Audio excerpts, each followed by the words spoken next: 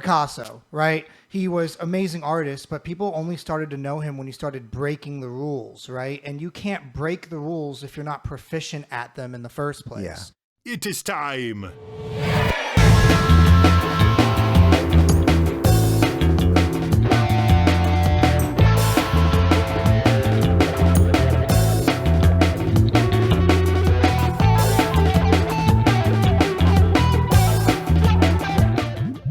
Hey guys, welcome to Galaxy Jams Reacts. I'm Mike, and we're here with our very special guest, DELTAnine.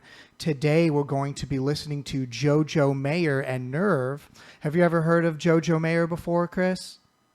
I haven't, actually. All right, so JoJo Mayer is a Swiss virtuoso drummer, and he's known for being one of the fastest drum and bass jungle style drummer. Essentially, he has an approach which uses various methods of the heel-toe bass drum technique, the molar stroke, the valving technique, and the pull-out and push-pull accent. Using these techniques, he's able to play beats at astonishing speeds. So he's very, very well known, and we're very happy to listen to him. So this is JoJo Mayer from his 2001 release, The Distance Between 0 and 1, and this is their song, Loot.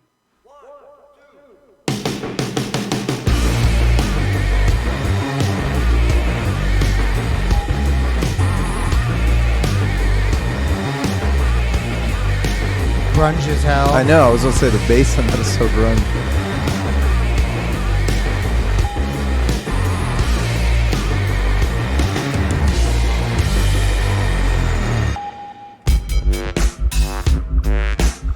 It's very dubsteppy. Yeah, and this came out in 2011, you know? Really?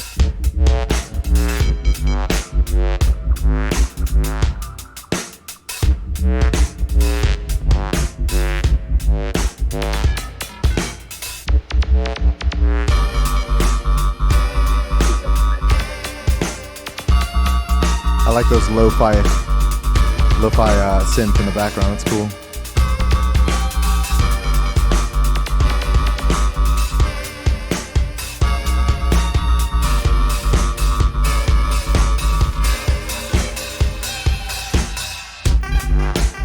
Oh, that was That's cool. Yeah. He did like a 4 to the floor thing. I like his synth choice in this. It's a lot of cool sounds.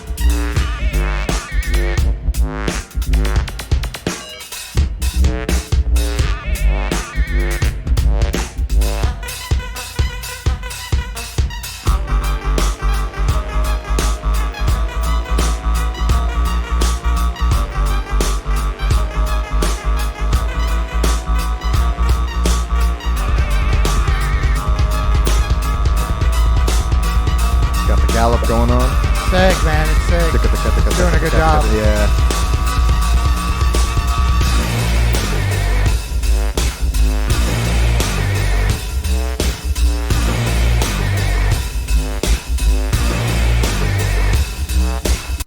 Kai, what do you think?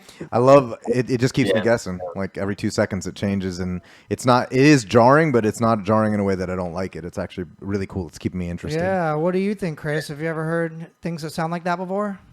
I have, actually. I was going to say that it's kind of funny because there's a lot of music that sounds a lot like that right now. While like the sound design is definitely, 2011 massive sounds and stuff like that, but the arrangement and the kind of vibe, but people are still doing that right now. So I would say it's definitely was like a forward piece of music. Definitely. Yeah. That's what I was thinking too. 2011. And you said, Chris, you said that they were using Massive, the VST in this?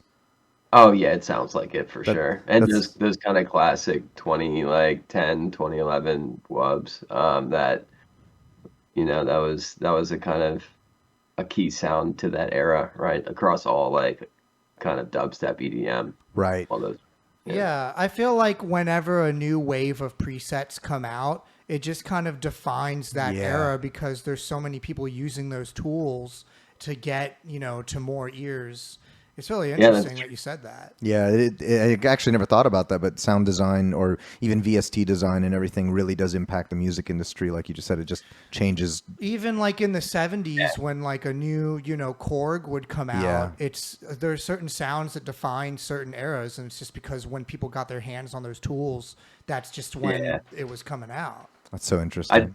I'd say the big one with Massive and these kind of soft synths are the wavetables, right? Because people can still make their own sounds, but unless you're creating custom wavetables or adding your own, like eventually, you can only do so much with flangers and phasers and distortion and what wavetables you have. So yeah, there's always people that's trying really, really hard to like bend the rules as much as they can, and I like how we're only talking about like the synth, and we haven't even gotten to the drums rhythm yet. Yeah, because like I loved how he was essentially taking different genres and like flipping it on its head. He was going from like break beats to like house and weird stutters, which like the galloping and I knew like when he was going off the rails, like it would come back like in a big way, and he would kind of bring it all together, and I like how he did that. What did you think about the rhythm, Chris?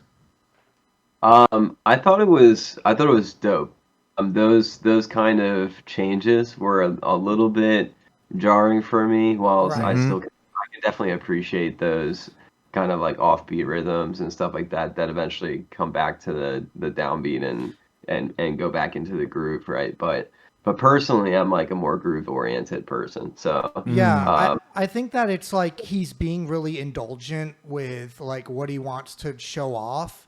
And like I feel like you're always dancing that fine line between giving people something easy and maybe giving people something that's really what you want, which maybe isn't so easy. And it's always like finding that balance of like danceability with doing what you really want to do, which I always find it fascinating, like how as we go on to do this show, how people try and reconcile that. Yeah. All right, let's keep it going. The album cover is cool too. Yeah. I like the stop. Cool.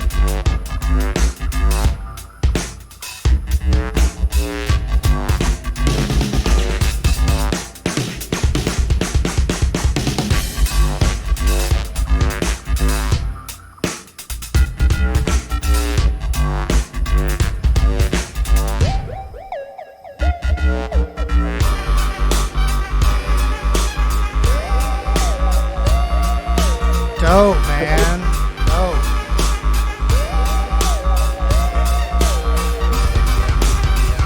I like how he's doing that double bass. The double bass, yeah. That's so cool.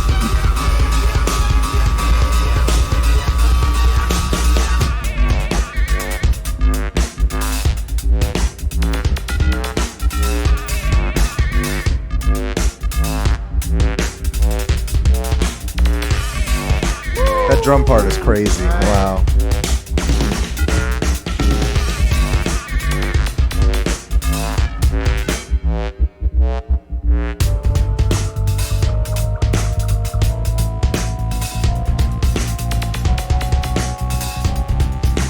It sounds like he's playing like a drum sampler also. On Using, top? like, a SPD. Yeah.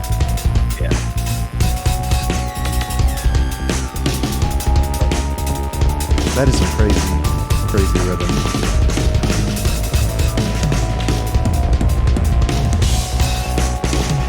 It almost sounds like the BPM is going up, but it's not. Or is it? I don't know.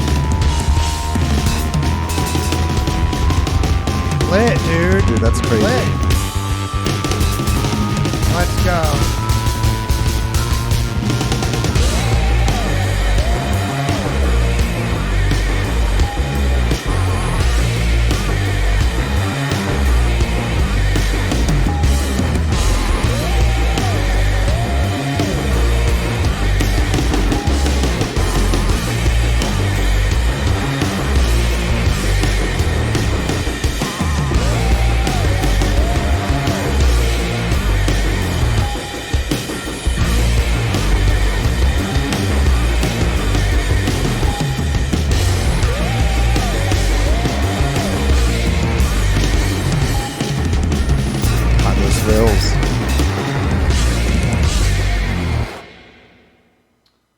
Jeez, man, that's crazy. Relentless.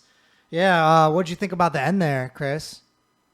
I mean, that was dank. I think those fills were insane. Yes. You know what I was thinking about is that you mentioned that it sounded jarring. And the thing is, I think that throughout the song, he proved that he's really, really adept at going with like a solid groove.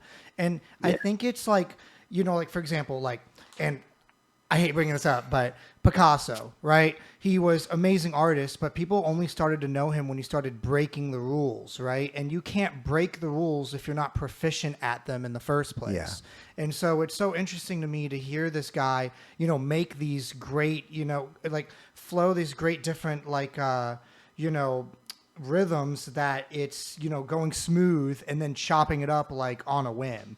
And when he first started doing it, I was like, oh, like it's kind of weird. But then when he's showing us like, oh, I know how to do it the regular way. But I just gave you guys a flavor of like, like me breaking the rules. Yeah, what I'm capable of. Yeah.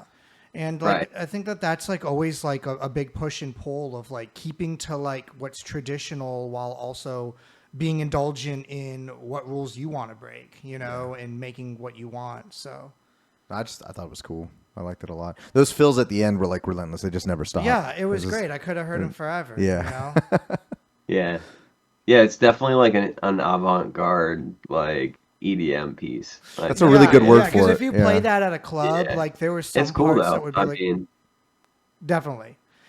But it's like it's a mix of pocket and art, right? Like Yeah. I feel like if you played that in front of a huge crowd, there would be times when they would just kind of be like, huh? And when you're, doing traditional music in front of a big crowd like that, the whole game is like keeping the flow going. It's definitely like stunning on other producers and musicians and stuff. Yeah.